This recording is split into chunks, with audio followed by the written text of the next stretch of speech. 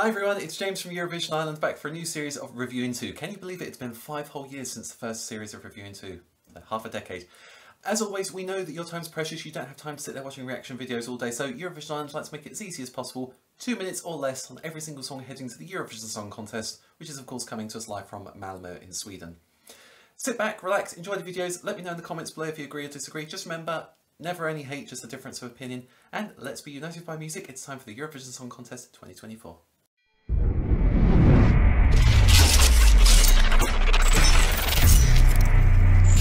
Next up, it's a Reviewing 2 I honestly thought I'd never get to film. It's Luxembourg, Tali and Fighter. Now, the moment they announced Luxembourg were coming back to the contest, I didn't care who won. At that point, I was just so thrilled to have them back because we've been begging them to return for decades. So this was huge news. I was really excited to hear that. Once that sort of initial, excitement calmed down, I was like, I wonder what they're actually going to send to the contest because, 30 years out of the contest, they've missed almost half of all editions of Eurovision. So I was like, that's going to be a really interesting one to see what they come up with.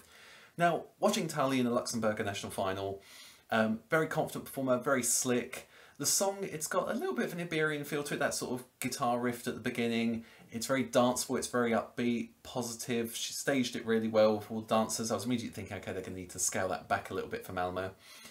These are all good things, but I couldn't deny there was just a little bit of me that was ever so slightly disappointed. Now, it took me a while to sort of pinpoint what that was because I thought, well, it's a good song, you enjoy it, it's one of your favourites this year, why are you feeling disappointed? And I eventually worked out it was because I'd waited so long for them to come back. Some of my favourite Eurovision songs from Luxembourg, my favourite winner is Après Toi from 1972. I was kind of hoping for Après Toi Part 2, if I'm honest. So I thought Luxembourg would, sort of come storming back in and say, right, this is it, there's your winner, we're back, we mean it. And of course, that's never going to live up to that hype in your own head. This song I think is really good. I enjoy it. It's one of my favourites this year. And on sort of further inspection, I think this is actually what Luxembourg need to do. Come back into the contest with something good, something that people are going to respond to. Say, oh yeah, I like that one.